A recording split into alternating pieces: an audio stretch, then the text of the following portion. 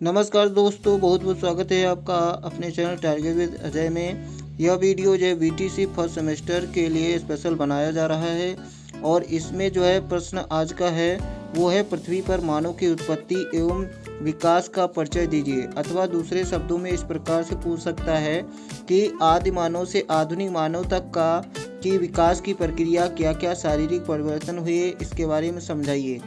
तो किसी भी प्रकार से यह प्रश्न पूछा जा सकता है। तो चलते हैं, सीख लेते हैं। पृथ्वी पर जीव की उत्पत्ति कब और कैसे हुई, इसका उत्तर देना बड़ा ही कठिन कार्य है। फिर भी वैज्ञानिकों ने जो है इसके बारे में कुछ चीज़ें बताई हैं और कुछ कैटेगरी में यहाँ पर बांटा गया है। जैसे सबसे पहले वैज्ञानिकों ने बताया कि सूक्ष्म तथा रीढ़ विहीन जीव की उत्पत्ति हुई।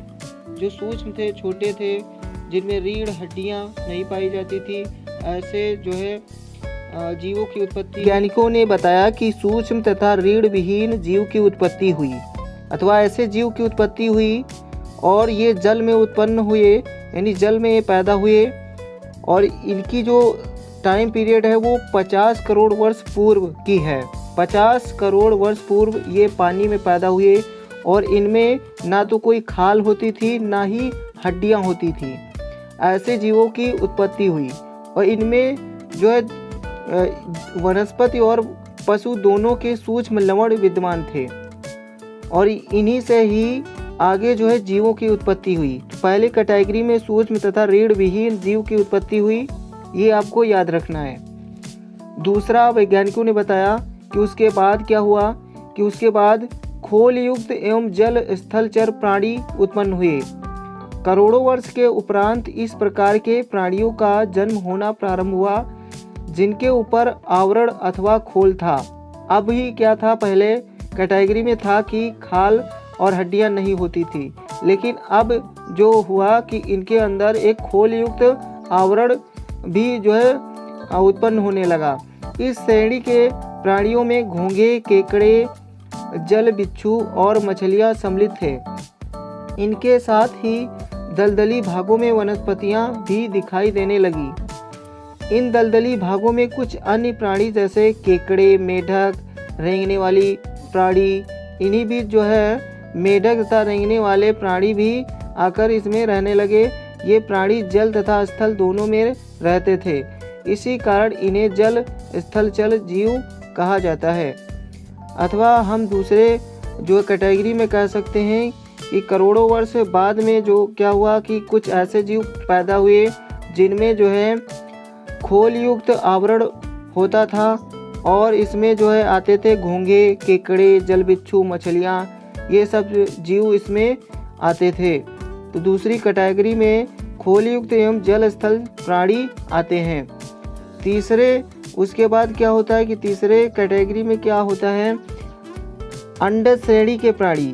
तीसरे कैटेगरी में अंडज श्रेणी के प्राणी आते हैं। जलवायु परिवर्तन के फलस्वरूप कालांतर में इस प्रकार के प्राणी दिखाई देने लगे जिनकी उत्पत्ति अंडों तथा बीजों से हुई थी। इनमें मगरमच्छ, बड़े बड़े सर्प आदि प्रमुख थे। इसी काल में डायनासोर की भांति इतने बड़े बड़े जीव जंतु उत्पन्न हुए कि उनकी लंबाई 30 मीटर तक थी।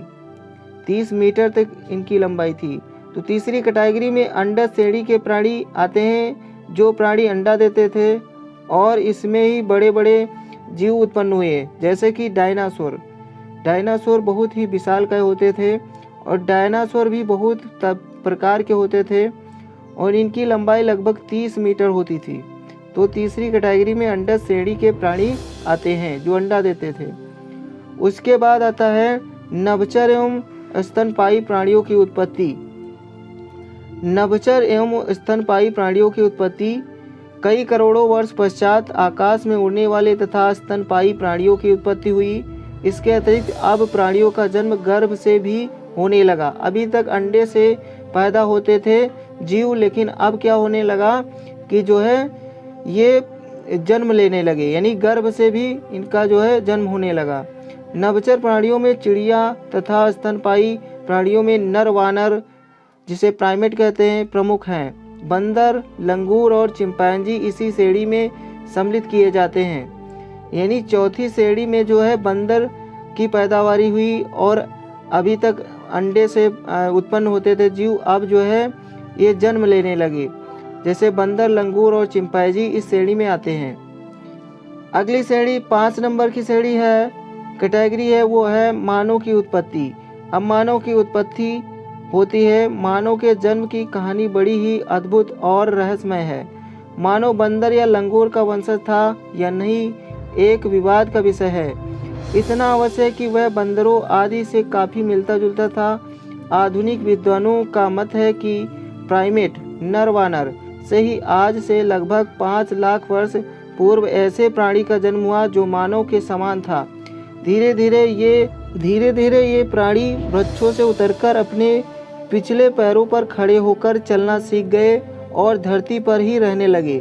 समय के साथ साथ वे अपने प्रयोग भी करने लगे और उनकी बुद्धि का विकास हुआ। इस बुद्धि के बल पर ही मानव ने अपना वर्तमान स्वरूप प्राप्त किया। इस प्रकार वर्तमान मानव का विकास 5 चरणों में हुआ। जैसे कि पहला था सूक्ष्म व रीढ़ विहीन प्राणी, दूसरा था जल स्थलचर जीव, तीसरा था अंडज श्रेणी के प्राणी और चौथा था नभचर तथा स्तनपायी जीव और अंत में क्या हुआ, मानव की उत्पत्ति हुई। तो आशा करते हैं आपको यह वीडियो पसंद आया। वीडियो यदि आपको अच्छा लगा तो वीडियो को लाइक करें और अपने साथियों के साथ इसे साझा करें, शेयर करें, वीडियो को लाइक करें और चैनल को सब्सक्राइब कर लें। इसी के साथ वीडियो समाप्त करते हैं। अगले प्रश्न के साथ फिर से हम जो है वापस लौटेंगे। Thanks for watching.